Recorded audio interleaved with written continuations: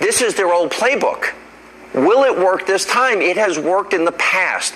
Obama said bitter people clinging to their guns and religion and Bibles with an antipathy towards those that are not like us or like them. It's the same comment to me. Basket of deplorables, isn't it? Look, I think if Trump sticks to his guns and continues to methodically reach out, as he did in that Detroit church, as he did in Milwaukee, if he continues to crisscross the country, telling the American people the truth and then offering positive solutions, I think that he has a very real chance to break through. I just did an event today at Kennesaw State in Georgia. I had a surprising number of young African Americans there who were asking serious questions about what did the Detroit speech mean and how would he really change things and what would he really do. A level of interest among African Americans I've never seen in a Republican candidate for president before. So I think he's right at the edge of touching some nerves that could be really a profound revolution in American politics.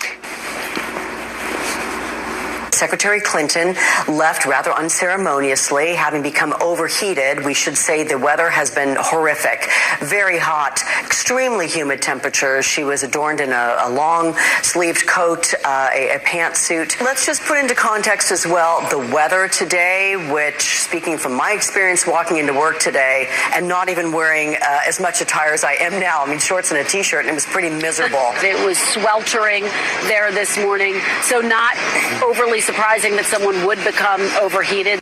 Mr. Speaker, 77, cool breeze. It was not sweltering by any definition.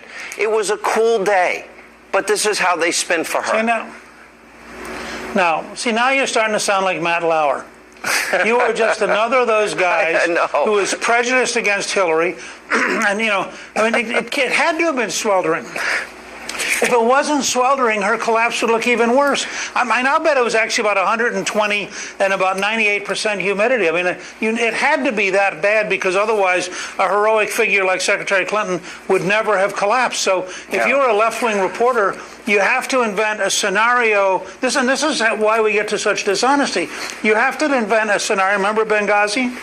Well, it had to have been an American-made movie, or it would have been, terrorists. And so again and again, every time you turn around, there's some other explanation. Let me ask you this, because I want to go back to, I'm bouncing back and forth. Follow the bouncing host ball here, if you can, for a minute. I know. I'm afraid you're going to start singing next. What's that? No. I'm afraid you're going to start singing. Last week, Chelsea Clinton suggests, Donald Trump's sexist. He's misogynist. Bill Clinton last week said that making America great again is, we know what that means in the South. We know what he's saying, make America great again. Then we got a tape of Bill Clinton saying this. Watch.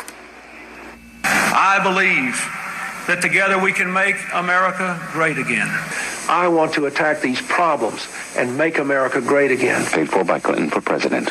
And now you are being called upon, every one of you, to secure a better future for your children and your grandchildren and to make America great again economically, educationally, and socially. It's time for another comeback. Time to make America great again. I know Hillary's the one who can do it. Paid for by Hillary Clinton for president. I'm Hillary Clinton, candidate for president, and I approve this message. So he says, make America great again is if you're a white Southerner, you support it, you know exactly what that means. That we'll give you an economy that you had 50 years ago. Do you see timing relative to these attacks? Look, first of all, I want to make 2 points. One, they're desperate. The whole thing's falling apart. They spent over $100 million in ads. They can't make a dent. They're discovering what the other 16 Republicans discovered running against Trump. The country's tuned into bigger issues, bigger themes, bigger truths, and they're beginning to fall apart. I mean, almost to a point where this last week, I really thought Hillary was right at the edge of just really flipping out because she was so rattled by what's going on. But there's a second part, which I'm surprised at, Sean. You told me earlier today you've done radio for 30 years. I'm in my 30th year. So you've been at this a long time. Right, you've been at this a long time.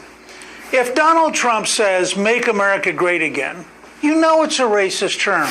And if Bill Clinton says, make America great again, you know it's an idealistic term. I don't understand why you're confused. Because Bill Clinton, of course, would never be racist. I'm about to start my 21st year here at Fox. You think I would have learned a thing or two, but obviously I'm so dumb. I'm dumb.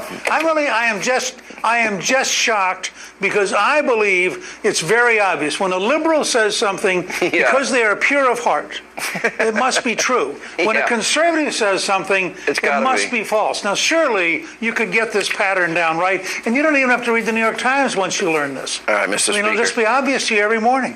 Thank you so much for being with us. And up next tonight here on Hannity.